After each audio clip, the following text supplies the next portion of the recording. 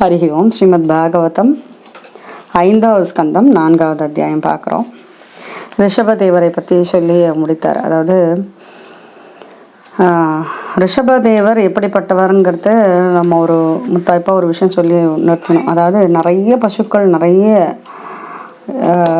கன்றுகளும் பசுக்களுமாக இருந்த ஒரு ஒரு என்ன சொல்கிறது, ஒரு கோசாலியா இல்லை இந்தியானோ நிறைய நம்ம பார்க்குறச்சு அதில் ஒரு ரிஷபம் எடுப்பா அப்படின்னு நின்றதுன்னா அந்த ரிஷபத்தினுடைய அந்த வலிமை அதை பறைச்சாற்றுற மாதிரி இருக்கும். அதே போல் சாதாரண மக்களை விட அவருடைய குணநலன்களை விட மாறி நின்னாராம் அவர். அதுக்கு அவர் சொல்கிற, அவர் ரிஷபத்தை போல இருந்ததுனால அவங்க அப்பா ரிஷபன்னு பேர் போட்டாருங்கிறதுக்க ஃபஸ்ட்டு ஸ்லோகங்கள்லேருந்து சொல்கிறார்.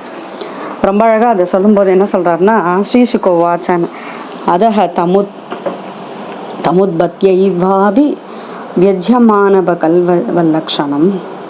நாபிக்கு அந்த குழந்தை பிறந்ததே அது எப்படி இருந்ததுன்னா இந்த லக்ஷணங்களோடு இருந்தது அப்படிங்கிறார். என்ன லட்சணம்னா பகவானுடைய சரணகமலத்தில் தாமரை அங்குஷங்கிற லட்சணைகளெல்லாம் இருக்கும் இல்லையா. பெரியாழ்வார் கூட சொல்லுவார், தாமரை அங்குசங்கிற லட்சணைகளோடு சேர்ந்திருந்த அழகான சரணகமலங்கள். அதே போல அழகான ரிஷபதேவருடைய சரணகமலங்களும் இருந்தது. அவர் எல்லோரிடத்திலும் அந்த குழந்தையாக இருக்கும் பொழுதே எல்லோரிடத்திலும் பற்றற்ற நிலையோடு பட்சபாதம் இல்லாமல் அடக்கொடுக்குமாக தெய்வீக சிந்தனையோடு இருந்த அந்த குழந்தையவே அவர் ஆட்சி புரிய மாட்டாரா, இவர் ஆட்சி புரிய மாட்டாரான்னு எல்லாம் காத்துட்டு இருந்தாலும். அப்போ இவ்வளவு அழகான குணநலன்கள் இருக்கிறதுனால நாபி தன் குழந்தைக்கு ரிஷபன் அப்படின்னு போட்டாராம். அதான் சொல்ற, வீரிய சௌரியாபியாம் சப்பிதா ரிஷப இதீதம் நாமச்சக்கார. ரிஷபன் அப்படின்னு நாபி தன்னுடைய குழந்தைக்கு பெயர் போட்டார். ரிஷபன்னா மிகவும் உயர்ந்தவன்னு அர்த்தம். அப்போ இவருடைய அந்த உயர்ந்த தன்மை, அந்த குழந்தை வளர்ந்து கொண்டு வருகின்றது, அவனுடைய உயர்ந்த தன்மையை பார்த்துட்டு இந்திரனுக்கே பொறாமையாம். இந்திரனுக்கு எப்பொழுதுமே நல்ல விஷயங்களை பார்க்கும்போது பொறாமை வரும் இல்லையா. அப்போது அஜனாபம்ங்கிற தேசத்தில் தான் இப்போ இருந்துட்டுருக்கா. நாபி ஆட்சி பண்ணுறது அஜனாபம்ங்கிற தேசம். அங்கே மழை பொழியவில்லை இந்திரனுடைய அகம்பாவத்தினாலும் பொறாமையினாலும். அப்போ ரிஷபதேவர் அந்த அஜனாபத்தில் தன்னுடைய யோகத்தினால, அதாவது இவருக்கு தெரியறது இந்திரனுடைய ஒரு அறியாமை இதுங்கிறத சிரிச்சுன்ட்டே அவர் தன்னுடைய அஜனாபத்தில் மழை பொழியுமாறு ஸ்மரணை செய்ய ரொம்பவும் நல்ல வருஷம் உண்டானது அப்படிங்கிறார். வருஷம் அஜனாபம் நாமாப்பிய வருஷத்து ஸ்வவர்ஷ அஜனாபம். தன்னுடைய நாடான அஜனாபத்தில் அருமையான மழை பொழிய செய்தார். நாபிசு எதாவிலஷிதம். நாபிக்கு இது பார்த்துட்டார். ரொம்ப அழகான ஒரு குழந்தை கிடைத்தது. அவருக்கு அந்த குழந்தையே தன்னுடைய குழந்தைய குழந்தைன்னு சொல்லி கொஞ்சம் குல்லாவின்னு ரொம்ப சந்தோஷமாக இருந்தார். மந்திரிகள், நகர மக்கள் எல்லோருக்கும் ரிஷபரை ரொம்ப பிடிச்சி போயிடுது. அப்போ எல்லா ஜீவராசி இடத்திலும் அவர் ரொம்ப அழகாக பாரபட்சம் இல்லாமல் அவர் ஆட்சி புரிந்து நடந்து கொண்டார். அதனால் அவரை நினைத்து, அதாவது இவர்தான் இனிமேல் நம்மளுடைய அஜனாபத்தை காத்து கொள்ள வேண்டும் என்று நினைத்து கொண்டு இவர் என்ன பண்ணாராம், நாபி ஒப்படைச்சிட்டார் தன்னுடைய அரசாட்சியை தன்னுடைய மகனான ரிஷபனிடத்தில் ஒப்படைத்துட்டு பத்ரிகாஷ்டிரமம் போயிட்டார். அங்கு தபஸு செய்து கொண்டு பகவானுடைய சாயுஜ்ய பதவியை அடைந்தார் அப்படிங்கிறார் 5வது ஸ்லோகத்தில்.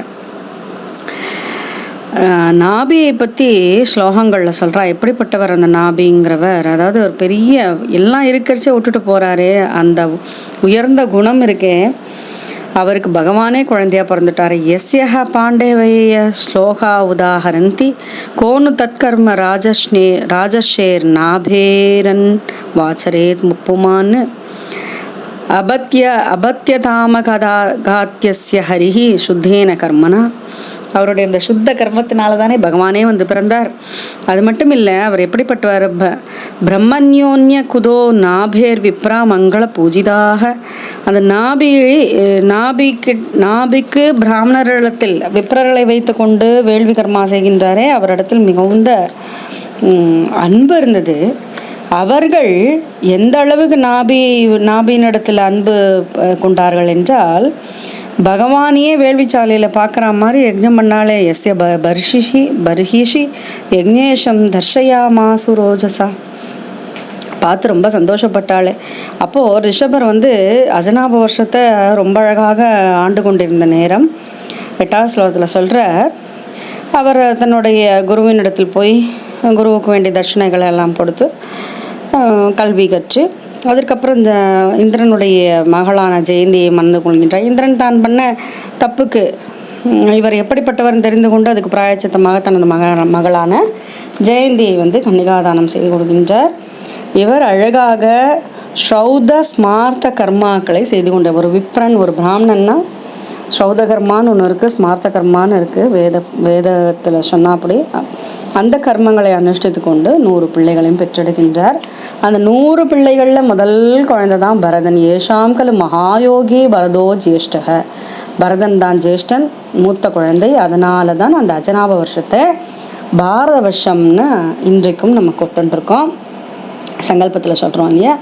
அவருடைய தம்பிகள் 9 பேர். தமனோ குஷாவர்த்த இலாவர்த்த பிரம்மாவர்த்தோ மலய கேதுர் பத்ரசேன இந்திரஸ்பிருக் விதர்ப கீகட்ட இது நவநவதி பிரதானாக. உங்களுக்கு தெரியும், நவவர்ஷாணி சப்த தீபானியில் நம்ம இந்த பேர்லாம் கேள்விப்பட்டோம். ஞாபகம் இருக்கா? இலாவர்த்தம்ங்கிற இந்த சென்டர் பாயிண்ட்டை வச்சுட்டு தான் 9 வருஷங்களை நாடுகளை பற்றி பேசினார் இல்லையா. அதே அந்த அந்த அந்த நாடுகளினுடைய பெயரை ஒத்த 9 குழந்தைகளுடைய பெயரும் அதே ஒத்த பெயரை கொண்டு இருந்தன. மீதி அதாவது 90 பிள்ளைகள் இருக்கா இல்லையா, அவர்களில் மூத்தவர்கள் இந்த 9 பேர். 10 பேரை பார்த்துட்டோம். 9 நாட்டை ஆள்கின்ற 9 குழந்தைகள். முதல்வனான பரதன் பாரத வருஷம் என்கின்ற யோக புருஷனாக இருந்தவர். அடுத்து அவர்களுடைய தம்பிகள் 9 ராமஜகுமாரர்கள் இருந்தால் அவ யாருன்னா பாகவதோத்தமர்களாக இருந்தார்கள். அவர்களுடைய அந்த பாகவதோத்தமர்களாக இருந்த பிப்பலாயனர், பிரபுத்தர் இதெல்லாம் பார்க்க போகிறோம் 11வது ஸ்கந்தத்தில். அடுத்தது 81 குழந்தைகள். இப்போ 100 குழந்தைகளுடைய கணக்கு சொல்லிட்டு இருப்போம். மீதி 81 குழந்தைகளும் இவர்களுடைய அனுஜன்களாக இருந்தார்கள். அவர்கள் எல்லாரிடத்துலையும் வெள்ளிக்கர்மா செய்கிறது, ஸ்ரௌத கர்மங்கள் செய்கின்றது, அப்படி பிரம்மனிஷ்டர்களாக இருந்தார்கள் என்று சொல்லி, எப்படிப்பட்டவர் பகவான் ரிஷபர்னா, பகவான் ரிஷப சம்ஞக ஆத்மதந்திரக ஸ்வயம் நித்திய நிவர்த்தானர்த்த பரம்பரக. எதுலேயும் போய் சிக்கிக்காம சுதந்திரனாக, சர்வ சுதந்திரனாக இருந்து கொண்டு, ஆனந்த ரூபியாக இருந்து கொண்டு, எல்லா அறநெறிகளையும் கடைப்பிடித்து கொண்டு, பக்ஷபாதம் இல்லாமல் எல்லோருக்கும் அன்பை பொழிந்து கொண்டு அழகாக ஆட்சி புரிந்து கொண்டு இருந்தவராக இருந்தார் ரிஷபர். அப்படி இவர் எதற்காகன்னா, டைம் அண்ட் அகைன் அதெல்லாம் கொஞ்சம் நலிஞ்சு போகிறதுனால தான் பகவானுடைய ஒவ்வொரு அவதாரங்களும் அதை நிலைநிறுத்தி கொண்டிருக்கின்றது. அதில் இந்த அறநெறிகள், எந்த அறநெறிகள், எத்யபி ஸ்வவிதிதம் சகல தர்மம் பிராமம் குஹ்யம் பிராமணைஹி தர்ஷித மார்கேன சாமாதிபிர் பாயர் ஜனதாது தாமனு சசாச. எல்லாம் என்னன்னா, என்னெல்லாம் பண்ணணுமோ அதையெல்லாம் செய்து விப்ரர்களுடைய ஆலோசனை எல்லாம் ஏற்றுக்கொண்டு சாமம் தானம் வேதம் தண்டம்னு 4 முறையிலையும் ஆட்சி புரிந்து வந்தார். சாஸ்திரங்களில் சொல்கிறது, விப்ரர்கள் சொல்கிறது இதெல்லாம் கேட்டுக்கொண்டு அழகாக ஆட்சி புரிந்து வந்தார். 100 வேள்விகளை செய்தார். அப்படி இவருடைய ஆட்சி காலத்தில் எல்லாருக்கும் என்ன இருந்தது மனசுலன்னா, பகவத் தர்ஷ்பனே பரிரக்ஷமான எதஸ்மின் வருஷே ந கஷ்டன புருஷோ வாஞ்சயத் வித்யமானமிவாத்மனோன் அந்நிய ஸ்மார்த்த கதஞ்சன கிமபி கர்ஹிச்சத வேக்ஷதே பர்தரியனு சுவசனம் விஜృంభిத ஸ்னேகாதிசயமந்தரேன. எந்தேரமும் பகவானிடத்தில் பக்தி வளரணுங்கிறது மட்டும்தான் அவர் ஆட்சி புரிந்த தேசத்தில் இருக்கவருடைய எண்ணமாக இருந்தது. ரொம்ப அழகாக, அதாவது இந்த ககன புஷ்பம் மாதிரி, அதாவது ஆகாயத்தில் என்ன பூ இருக்கான்னு ஆகாய தாமரைங்கிறது ஒரு மித்தியையாக இருக்கின்றது. அதனால மக்களுக்கு உண்மையான பகவானை மட்டுமே பார்ப்பதல்லாமல் லௌகிக்கங்களில் மிகுந்த ஈடுபாடு இல்லாமல் இருந்தார்கள். ரிஷபதேவர் அப்படியே பூமண்டலம் ஃபுல்லாக பகவான் ரிஷபோ பிரம்மாவர்த்தகோ பிரம்மர்ஷி பிரபர சபாயாம் பிரஜானாம் சுற்றி சுற்றி வராராம். பிரம்மாவர்த்தத்தை அடைகின்றார். பிரம்ம ரிஷி சிரேஷ்டர்கள் இருக்கின்ற அந்த சபையில் ரொம்பவும் வினயத்தோடு எல்லா குணநலங்களோடு இருக்கின்ற இவர் தன்னுடைய குழந்தைகளுக்கு பாடமாக நிறைய விஷயங்களை சொல்கிறார். அதை சொல்லிவிட்டு 4வது அத்தியாயத்தை பூர்த்தி பண்ணுறார் 19 ஸ்லோகத்தில். ஸ்ரீஹரே நமः ஸ்ரீஹரே நமः ஸ்ரீஹரே நமः. ओम अथ पंचमस्कंदे चतुर्थोऽध्यायः. श्रीशुक उवाच अतः तमुत्पत्त्या एव अभिविज्यमान भगवत्लक्षणं साम्य उपशमवैराग्य ऐश्वर्यमहाविभूतिभिः अनुदिनं येदमान अनुभावं प्रकृतेः प्रजा ब्राह्मणा देवदाश्च अवनितलसमवनाय अधितरां जगृदुः तस्य हवायितं वश्मना वरीयसा बृहत्श्लोकेन च ओजसा बलेन श्रिया यशसा शौर्याभ्यां च पिता ऋषभ इति तं नाम चकार तस्य हि इन्द्रः स्पर्धमानो भगवान् वर्षेण वर्ष तदवधार्य भगवान् ऋषभदेवः योगेश्वरः प्रहस्य आत्मयोगमायया स्ववर्षम् अजनाभं नाभ्यवर्षत् नाभिस्तो यथाभिलषितं सुप्रजस्त्वम् अवरुत्यादिप्रमोदवर विफलगद्गदाक्षरया गिरा स्वैरं गृहीत नरलोकसधर्मं भगवन्तं पुराणपुरुषं माया विलसितमधिः वत्सदातेदि सानुरागम् उपलालयन् परां निर्वृतिम् उपगतः विदित अनुरागं मा पौरप्रकृतिजनपतो राजानाभिः आत्मजं समयसेदो रक्षायामभिषिच्य ब्राह्मणेशोपनिधाय सह मेरुदेव्या विशालायां प्रसन्ननिपुणेन तपसा समाधियोगेन नरनारायणाख्यं भगवन्तं वासुदेवमुपासीन कालेन तन्महिमानमवाप यस्यः पाण्डवेय श्लोकावोदाहरन्ते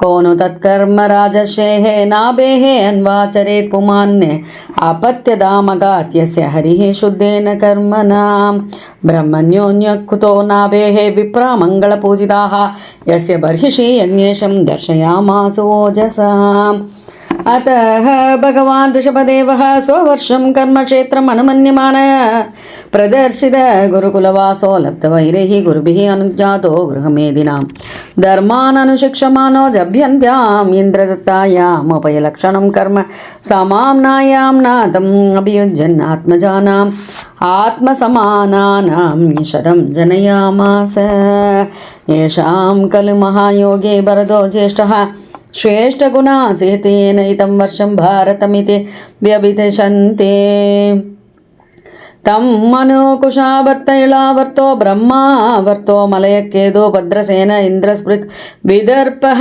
कीकट इति नवनवति प्रधानाः कविः हरिः अन्तरिक्षः प्रबुद्धपिप्पलायनः आविर्होत्रः दद्रमिलः चमसः करभाजनः इति भागवतधर्मदर्शनानव महाभागवताः तेषां सुचरितं भगवन् महिमोपबृंहितं वासुदेवनारदसंवादम् उपशमायनम् उपरिष्टात् वर्णयिष्यामः यवीयांस एकाशीतिः जायन्ते याः पितुः आदेशकरा महाशालिना महाश्रोत्रिया यज्ञशीलाः कर्मविशुद्धा ब्राह्मणा बभूवुः भगवान् वृषभसंज्ञा आत्मतन्त्र स्वयं नित्यनिवृद्धा नर्तपरम्बरः केवल आनन्दानुभव ईश्वर एव विपरीतवत् कर्माणि आरभमानः कालेन अनुगतं धर्मम् आचरेण उपशिक्षयन् अदत्विदां समुपशान्तो मैत्रः कारुणिको धर्मार्थयश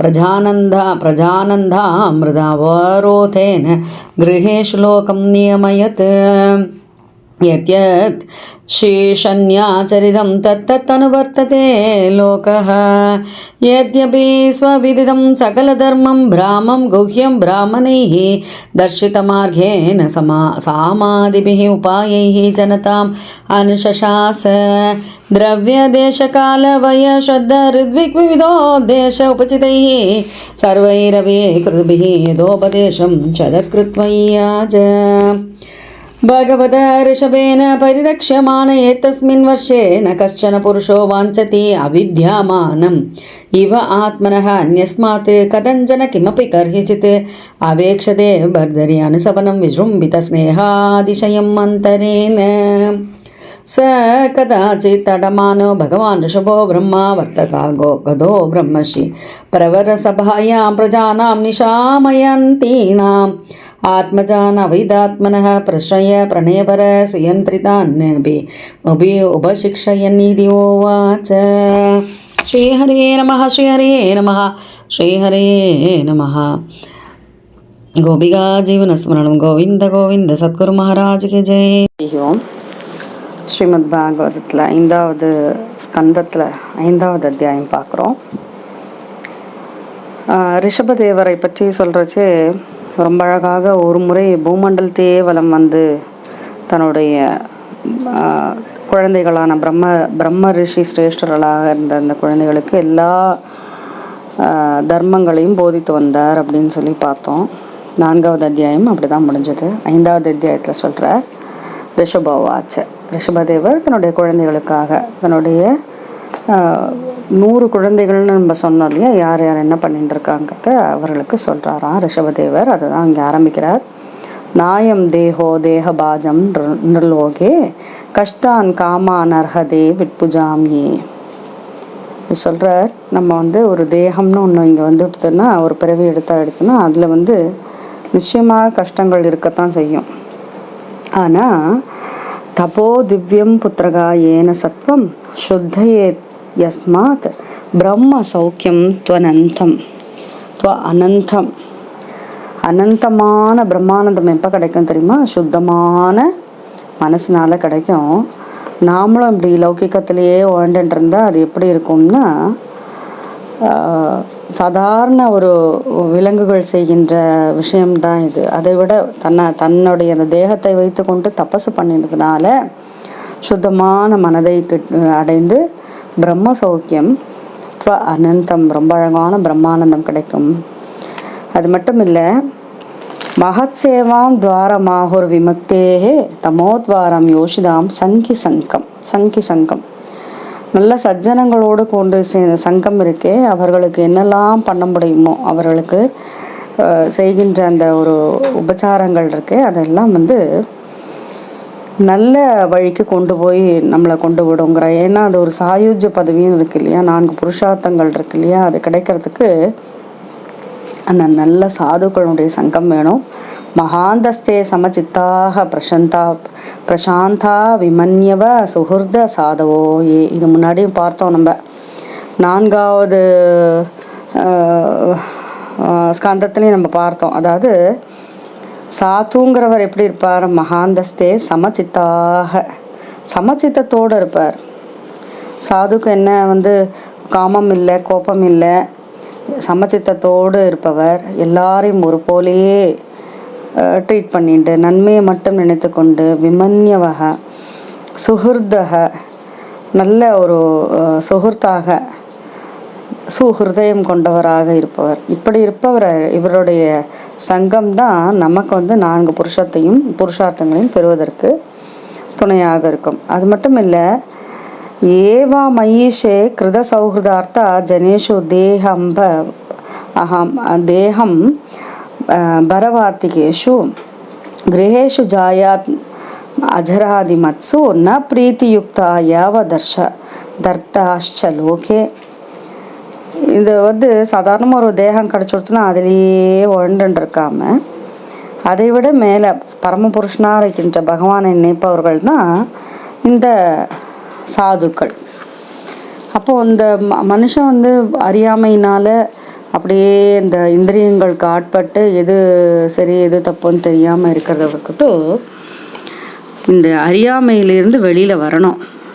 எது அறியாமைன்னா, இந்த உடல் தான் ஸ்தூலம், அந்த ஆன்மா சூக்ஷ்மமாக இருக்கிறத பார்க்க தவறி இந்த உடலையே போஷணம் பண்ணுறத நிறுத்திட்டு ஆன்மாவை உள்நோக்கணும். அதுக்கு அவர் சொல்கிறார், பராபவஸ்தாவத போத ஜாதோ யாவன்ன ஜிக்ஞாசத ஆத்ம தத்துவம்.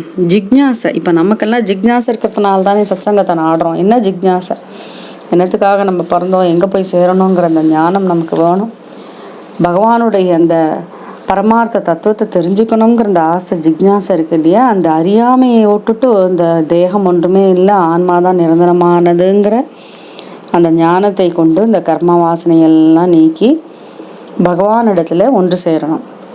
அதனால அந்த கர்ம வாசனை போகணும்னா என்ன பண்ணணும், அது ஒரு படி மேலே நம்ம தேகத்தை தெஜிச்சு ஆன்மாவை மட்டும் உள்நோக்கிற மாதிரி அந்த எண்ணத்தை கொண்டு வரணும். அதுக்கு இந்த அஞ்ஞானத்தினால ஆத்மாவை உள்நோக்காமல் இந்த சரீரமே எப்பொழுதும் இருக்குங்கிறது தான் அஞ்ஞானமாக இருக்குது.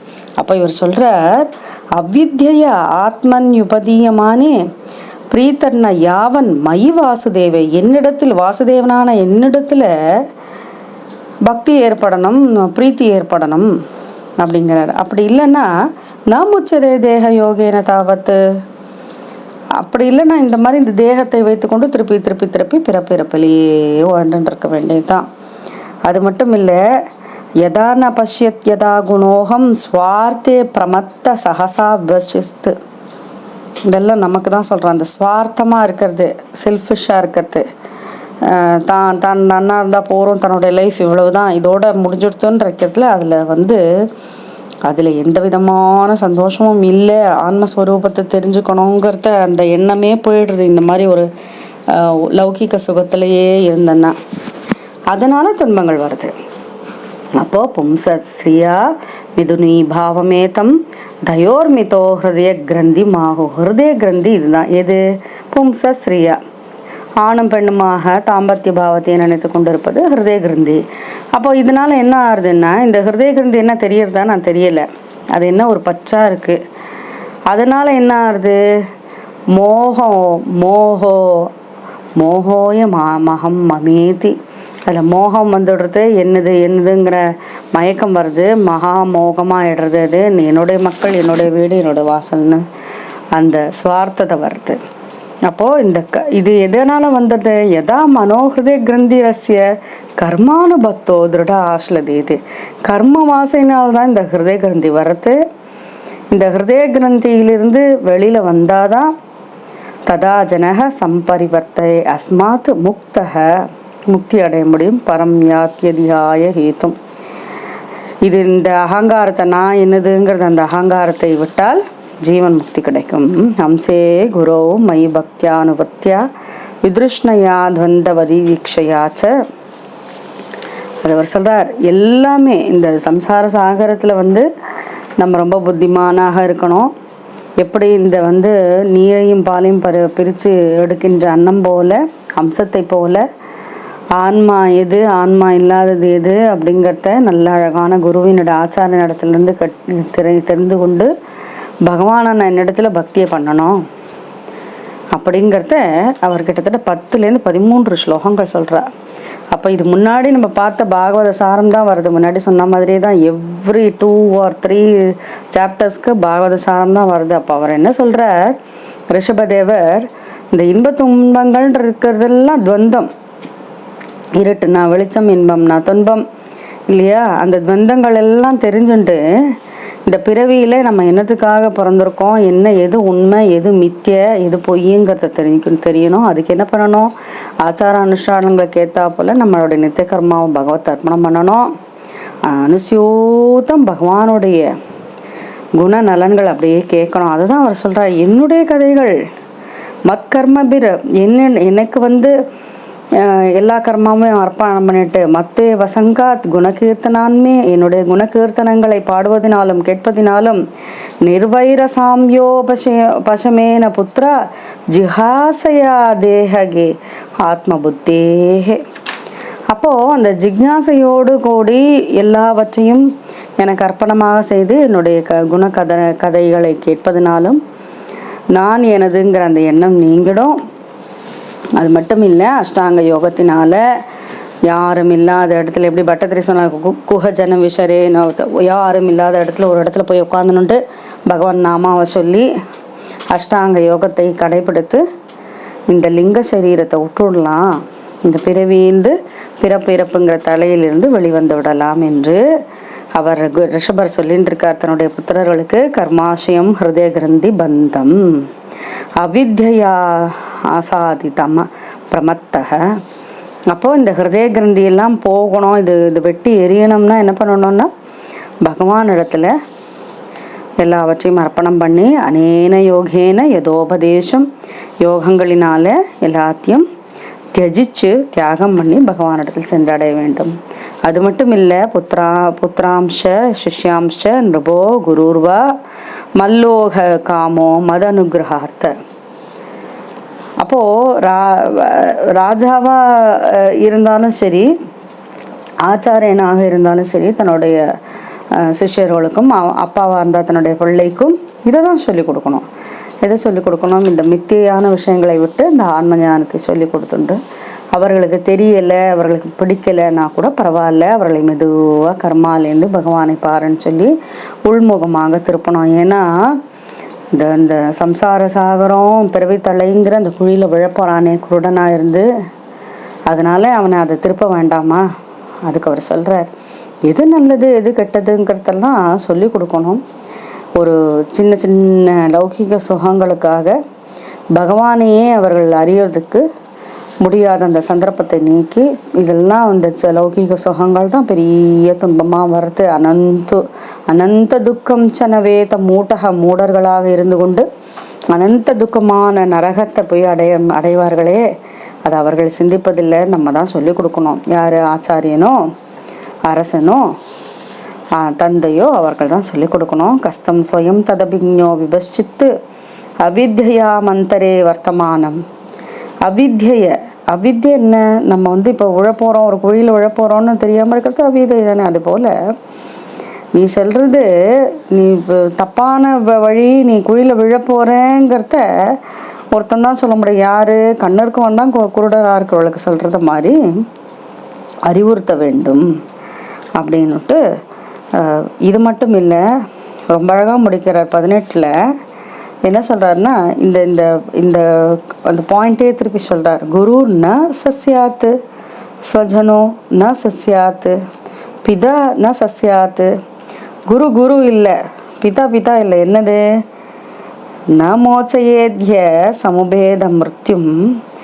அதாவது மிருத்யுவிலிருந்து அவனை யாராக இருந்தாலும் தன்னை சேர்ந்தவர்களை மிருத்யு பயத்திலிருந்து பகவானிடத்தில் சென்றடைகின்ற அந்த மோட்சத்தை பற்றி சொல்லாதவன், அதை பற்றி அந்த மரண பயத்திலையும் விடுவிக்காதவன் யார்? குரு கிடையாது. அவன் சொஜனத்துக்கு சொல்லலைன்னா அவன் குரு கிடையாது. ஆச்சாரியனாக இருக்கிறதுக்கு அவனுக்கு தகுதியே இல்லை. அது மட்டும் இல்லை, சொஜனோ நசாத்து, சொந்தன்னு நம்ம சொல்லிக்கவே முடியாது. பிதா நசாத், அப்பா இல்லை. ஜனனியும் இல்லை. ஜனனி ந சஸ்யாத், தெய்வம் ந தத்ஸ்யாத், தெய்வமும் இல்லை. பதிஷ்ட சஸ்யாத், கணவனாயிருந்தாலும் அது உண்மை இல்லை. ஏன்னா இதை சொல்லி அவர்களை வழிமுறைப்படுத்த வேண்டும்ங்கிறதுக்காக. அது மட்டும் இல்லை, இதம் சரீரம் மம துர்விபாவியம். யார்? ரிஷபதேவர் சொல்கிறார், என்னுடைய சரீரம் இருக்கே, இதெல்லாம் புரிந்து கொள்ள முடியாத விஷயம். இதில் என்ன இருக்குது? சத்வம் ஹீ மே ஹிருதயம் எத்திர தர்மக. சத்வகுணம் தான் இருக்குது, தர்மம் தான் இருக்குது என்னுடைய ஹிருதயத்தில். அதனால அதர்மம்லாம் என் பக்கத்திலே வராது. அதோஹி மாம் ரிஷபம் பிராகுராரிய. அதனால தான் என்னை ரிஷபர்னு கூப்பிட்றா. சொன்னோம் இல்லையா, அவங்க அப்பா நாபி ஏன் ரிஷபர்னு பேர் வச்சாருன்னு, சிறந்த குணநலன்கள் இருக்கிறதுனால. சாதாரண மனிதர்களை விட அவர் எவ்வளவு அழகாக மேலெழும்பி நிற்கிறார் குணங்களினாலங்கிறதுனால ரிஷபர்னு வச்சார், ரொம்ப சிறந்தவர் உயர்ந்தவர்னு. அதை இப்போ ரிஷபதேவரே சொல்கிறார். அது மட்டும் இல்லை, தஸ்மாத் பவந்தோ ஹிருதயேன ஜாத்தாக, நீங்கள்லாம் என்னுடைய ஹிருதயத்திலேருந்து தோன்றியவர்கள். 100 குழந்தைகளை சொல்கிறார். அப்போ நீங்கள் என்ன பண்ணணும் தெரியுமா? பரதம் பஜத்வம், உங்களுடைய அக்ரஜனான பரதனை நீங்கள் பஜியுங்கள். அவர் சொல்கிறத கேளுங்கோ, எல்லாருக்கும் நன்மையை பண்ணுங்கன்னு சொல்லிவிட்டு. அது மட்டும் இல்லை, ரொம்பவும் அருமையான ஒரு விஷயத்தை சொல்கிறார். பூதேஷு வீருப்திய உதுத்தமையே சரீர ஸ்ருபாஸ்தேஷு சபோத நிஷ்டா ததோ மனுஷ்யா பிரமதாஸ்ததோபி கந்தர்வ சித்தா விபுதானுகாயே காயே வினுகாயே. இதெல்லாம் என்னென்ன நம்ம 4வது ஸ்கந்தத்துலேயும் இதை பார்த்தோம். அதாவது ஹெரார்கி.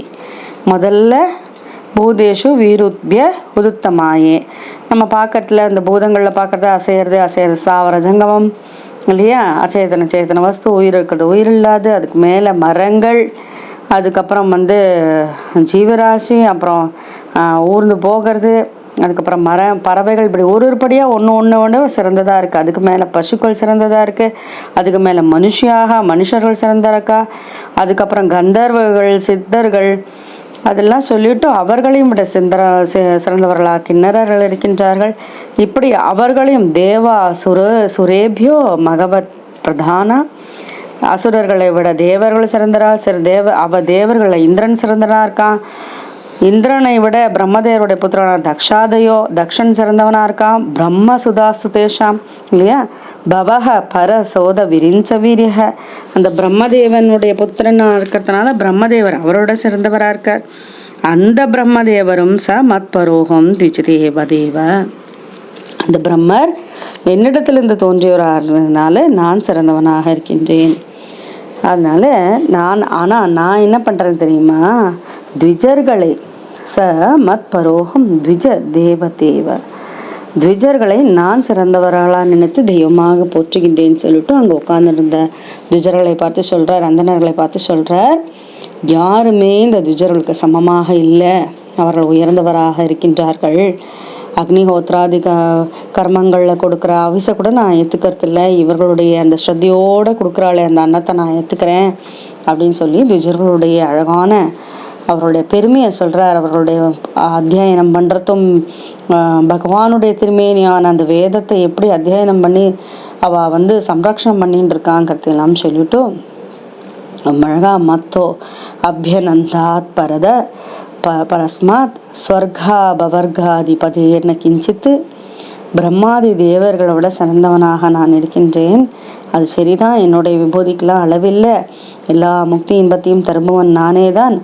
ஆனால் இந்த த்விஜர்கள் என்கிட்ட பக்தியாக இருக்க, அகிஞ்சனானாம் மை பக்தவாதம், அவள் எதையுமே என்கிட்ட கேட்கறதில்ல, பொருளுக்கெல்லாம் ஆசைப்படுறதில்ல அப்படிங்கிறத சொல்லிட்டு எல்லோரிடத்திலும் சர்வாணி மத்தி சின்யதா பவத்பிகி சராணி பூதானி சுதாதிரவாணி, எல்லா ஜீவராசியிலும் நான் தான் இருக்கேங்கிறத நினச்சுன்ட்டு எல்லாருக்கும் வேண்டிய சேவைகளை செய்ய வேணும், பூஜிக்கணும்னு சொல்லி வச்சோ மனசினாலும் வாக்கினாலும் கண்கள் போன்ற இந்திரியங்களினாலும் என்னை ஆராதனை பண்ணணுங்கிறத அவர் சொல்கிறார். இவ்வளவு அழகாக சொல்லிவிட்டு இப்படி பண்ணுறதுனால என்ன ஆகும்னா இந்த பாசத்துலேருந்து, அதாவது இந்த காலம் பிறப்பிறப்புங்கிற தலையிலிருந்து விடுபடலாம் அப்படின்னு சொல்லி முடிக்கிறார். ரொம்ப அழகாக ரிஷபர் தன்னுடைய புத்திரர்களுக்கு சொன்ன உபதேசம். அறிவோம். ஸ்ரீமத் பாகவதம் 5வது ஸ்கந்தத்தில் 5வது அத்தியாயம் பார்த்துட்டு இருக்கோம். ரிஷபர் புத்திரர்களுக்கு அழகாக உபதேசம் பண்ண உடனே ஸ்ரீசுகர் சொல்கிறார், இப்படி ரிஷபர் தன்னுடைய பிள்ளைகளுக்கெல்லாம் சொன்னார், ரொம்ப அழகான உபதேசம் சொன்னார். அவர்கள் மூத்தவனான பரதனுக்கு ஆட்சியை கொடுத்து விட்டு எல்லாவற்றையும் துறந்தவராக அவர் வெளியில் வந்துட்டார். எப்படி வந்தார்னா, திகம்பரனாக ஆடைகளை கூட கலைந்து தலையில் ஜடாமுடியோடு அக்னிஹோத்ராதி கர்மங்கள் செய்து ஆகவனியம்ங்கிற அந்த அக்னியை தன்னுக்குள்ளேயே ஆரோபணம் பண்ணினுண்டு துறவரம் பூண்டு பிரம்மாவர்த்தம்ங்கிற அந்த தேசத்திலேருந்து வெளியேறினார் அப்படிங்கிற 28வது ஸ்லோகத்தில் பிரம்மாவர்த்தாத் பிரபவ்ரஜ ஜடாந்த மூக, இதில் ரொம்ப அழகாக சொல்கிறார். சரி, வெளியேறினவர் எப்படி இருந்தாராம்? ஜடனாக இருந்தார், அந்தனாக இருந்தார், மூகனாக இருந்தார். பதி ஜடம் போல இருக்கிறது, அந்தன் கண் தெரியாத குருடனாக, மூகனாக வாய் பேச முடியாத ஊமையை போல, பதி சிவடனாக, அது மட்டும் இல்லை பிசாசை போலவும், பிசாசோன் மாதவ கவத வதூத வேஷோபி, பிசாச போல, பித்தனை போல, அவதூதனை போல, அதிவர்ணாசமி போல தெரிந்து கொண்டிருந்தார். இதுதான் பட்டத்திரியும் ரொம்ப அழகாக சொல்லியிருப்பார் ரிஷபருடைய அவதாரத்தில் அந்த 10 ஸ்லோகங்களில் லாஸ்ட்டில் சொல்கிறச்சு அவரும் இதை தான் சொல்லியிருப்பார். ஜடனாக இருந்தார், உன்மத்தம் படித்தவனாக இருந்தார்னு. அது மட்டும் இல்லை, அவர் போகிற இடத்துல தத்திர புற கிராமம் எங்கெல்லாம் போகிறாரோ அங்கே ஒரு மக்கள் எல்லா வித மக்களையும் பார்க்குறார். அங்கே நிறைய மாட்டுத்தொழுவம் இருக்குது, இடைச்சேரிகள் இருக்குது, வழிப்போக்கர்கள் சத்திரம் இருக்குது, இல்லை மலை காடு எல்லாம் தெரிஞ்சுட்டு இருக்கார். ஆனால் அங்கே வந்து ஏதஸ்மின் தேகோபலேக்ஷன்னு அங்கே வந்து திருடர்களும் தீயவர்களும் கூட இருக்கா. அவள்லாம் என்ன பண்ணுறா, அவரை அடிக்கிறதும், அவர் மேலே கல்லை விட்டு எறியறதும், அவர் மேலே அசிங்கமான பொருட்களை எடுத்து வாரி இறைப்பதும், அப்படியே ரொம்பவும் என்ன விதமான காரியங்கள் பண்ணினா கூட அவர் என்ன பண்ணாரா, அந்த தேகாபிமானத்தை விட்டு விட்டு ஒரு விதமான கலக்கம் இல்லாமல் அப்படி தன்னந்தனியாக தெரிஞ்சுட்டு இருந்தாராம். ஆனால் அவருடைய அந்த ரூபம் இருக்கே, அதிசுகுமார கர சரணோர ஸ்தல விபுல பாஹ்வ ஹம்சக, அப்படியே ரொம்ப அழகாக இருந்தார். பாஹு பெரிய நின்ற தோள்களும் அழகான திருவடிகளும் கொண்டு எல்லாம் அப்படி பார்க்கும்போதே அவருடைய அந்த முகம் அவ்வளோ ஒரு வசீகரத்தோடு இருக்கின்றது. பெண்களெல்லாம் அப்படி பார்க்குறா. அவருடைய அழகான சதுருஷ ரொம்ப அழகான அவருடைய ரூபத்தை பார்க்குறா. பிரகிருதி சுந்தர ஸ்வபாவ ஹாச சுமுகோ, அழகான முகம், நவ நளின அழகான நவநளினமான தாமரை இதழ்கள் கொண்ட அழகான கண்களை கொண்டும், ரொம்ப காதுகள் நீண்ட காதுகளை கொண்டும், அழகான கன்னங்கள், சங்கு போன்ற கழுத்து, எடுப்பான மூக்கு, இப்படி ரொம்ப அழகாக இருந்தவர் அவருடைய அந்த ஜடாமுடியோடு அவதூதனாக அந்த திரியறதை பார்த்துட்டு பெண்களெல்லாம் காமவயப்பட்டனர்ன்ற அவ்வளவு அழகாக இருந்தாராம். இது மட்டும் இல்லை, இவர் இப்படி யோக சாதனைகள்லாம் பண்ணிட்டு இருக்கா. மற்றவாள்லாம் எது வேண்டாம் அப்படின்னு வெறுக்கிறாளோ அதை செஞ்சு காமிச்சாராம்.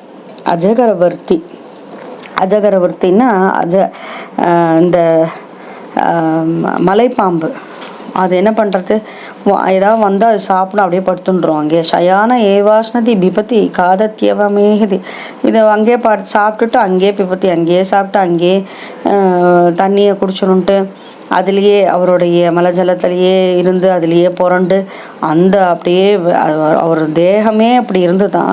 சரி, அப்படி இருந்து மலஜலமாக இருந்தது அந்த தேகம் எப்படி இருந்ததுன்னா, அவர் திருமேனி அப்படி தஸ்ய ஹ புரீஷ சுரபி சௌகந்திய வாயுஸ்தம், காற்று அவர் இருந்த இடத்துலேருந்து வீசித்துனா எப்படின்னா சௌகந்தமாக இருந்துதான், நறுமணம் வீசித்தான்.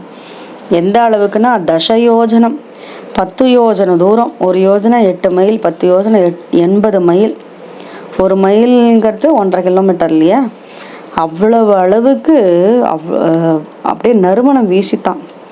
அது மட்டும் இல்லை, அவர் இன்னும் அதுலேருந்து ஒரு படி மேலே இப்படியாக ஏவம் கோ மிருக காக சரியையா இதே வார்த்தைகளைருந்து பட்டத்திலையும் யூஸ் பண்ணியிருப்பார்.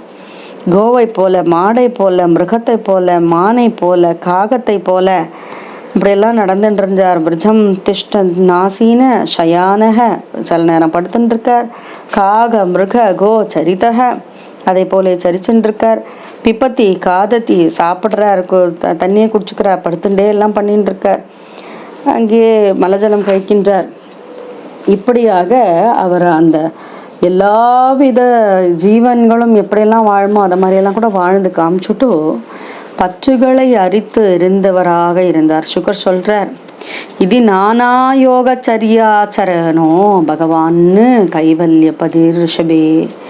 ரிஷபர் கைவல்ய பதவி அடைந்தார். எப்படி அவர்தான் கைவல்ய பதவி எப்படி எல்லாம் அடையலாம்ங்கிறத அவரே யோகத்தை அனுஷ்டிச்சு அனுபூதி நிலையில இருந்து நான் வேற என் உள்ள இருக்க பகவான் வேற இல்லைங்கிறத காமிச்சு ரொம்ப அழகாக ஆகாசத்தில் சஞ்சரித்து எங்கே வேணும்னாலும் அங்கே போகலாம் இங்கே போகலாம், அதாவது அஷ்டமா சித்திகளையும் வரப்பெற்று பரகாய பிரவேசம் முதலான எல்லா சித்திகளையும் பெற்றுக்கொண்டவராக இருந்து அவர் இருக்கிற இடத்துல அந்த சித்தியெல்லாம் இந்த யோகத்தினால வந்ததுனால இருந்தாலும் அவர் அதெல்லாம் நாஞசா நிருபஹிருதயே என் நந்தன் அதெல்லாம் தொட்டு கூட பார்க்கலையா, அதை யூஸே பண்ணலைங்கிறார். அதுக்காக நான் பண்ணலை இதை அப்படிங்கிறத காமிச்சு இந்த 5வது அத்தியாயத்தை முடிக்கிறார்.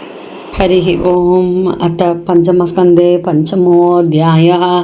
ऋषभोवाच नायं देहो देहभाजां नृलोके कष्टान् कामान् अर्हते विद्भुजां ये तपो दिव्यं पुत्रकायेन सत्वं शुद्धेत्यस्मात् ब्रह्मसौख्यं त्वनन्दं महत्सेवां द्वारमाहु विमुक्तेः तमोद्वारं योषितां सङ्ख्यसङ्गं महान्तस्ते समचित्ताः प्रशान्ता विमन्यवः सुहृदः साधवो ये एवामयीशे कृतसौहृदार्ता जनेषु देहं भरवार्तिकेषु गृहेषु जायात्मजरादिमत्सु न प्रीतियुक्ता यावत्तर्ताश लोके नूनं प्रमत्तः कुरुते विकर्म यम् इन्द्रियप्रीतय आपृणोति न साधु मन्ये यत आत्मनोऽयम् असन्नभिक्लेशद आसदेह पराभवस्तावत् अबोधजातो यावन्न जिज्ञासत आत्मतत्त्वं यावत् क्रिया तावतिदं मनो वै कर्मात्मकं येन शरीरबन्धः एवं मनः कर्मवशं प्रयुङ्क्ते अविद्यया आत्मनि उपदीयमाने प्रीतेन यावन्मयि वासुदेवे न मुच्यते देहयोगेन तावत् यदा न पश्यति अयदा गुणेहां स्वार्थे प्रमत्तः सहसा विपश्येत् गतस्मृति विन्दति तत्र तापान् आसाद्य मैथुन्यमगारमग्नः पुंसस्त्रियामिथुनी भावमेतं तयोर्मितो हृदयग्रन्थिम् आहुः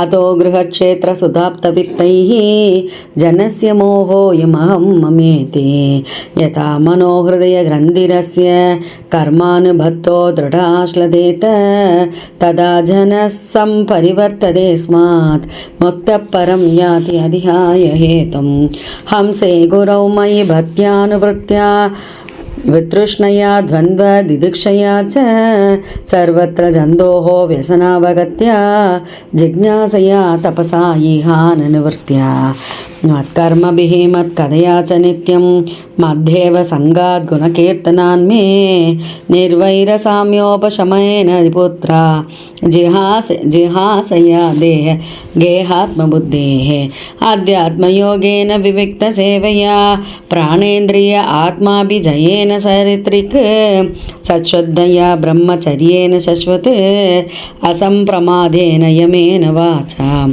सर्वत्र मद्भावविचक्षणेन ज्ञानेन विज्ञानविराजितेन योगेन धृत्युद्यम सत्त्वयुक्तो लिङ्गं व्यवोहेत् कुशलोऽहमाख्यं कर्माशयं हृदयग्रन्थिबन्धम् अविद्यया आसादितमप्रमत्तः अनेन योगेन यतोपदेशं सम्यक् व्यवोह्य उपरमेत योगात् पुत्रांश शिष्यांश नृभो गुरुर्वा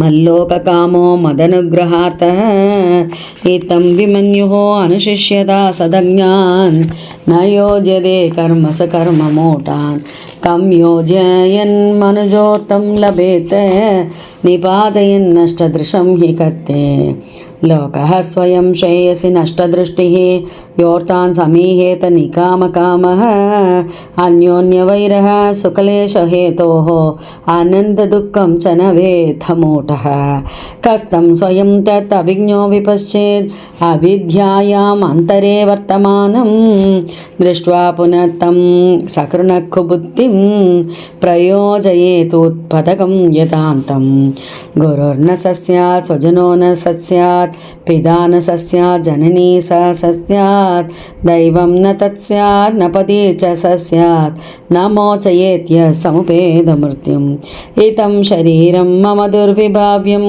सत्वं हि मे हृदयं यत्र धर्मः पृष्ठे कृतो मे यत्र धर्मारात् अधो हि मां वृषभं प्राहुरार्याः तस्माद् भवन्तो हृदयेन जाताः सर्वे महीयां सममुं सवनाभम् अक्लिष्टबुद्ध्या भरदं भजत्वं शुश्रूषणं तद्भरणं प्रजानां मोदेषु विरुध्य उदुत्तमाये सरीसृपातेषु सभोतनिष्ठाः ततो मनुष्याः प्रमदा ततो गन्धर्वसिद्धा विबुधानुगाये देवासुरेभ्यो मघवत्प्रधाना दक्षादयो ब्रह्मसुतास्तु तेषां भवपरसोत विरिञ्चवीर्यः समत्परोऽहं द्विजदेवदेव न ब्राह्मणैः तुलयेभूतमन्यते पश्यामि विप्राः किमदः परं तु यस्मिन् नृभे प्रहूतं श्रद्धयाहम् अश्नामि कामं न तदा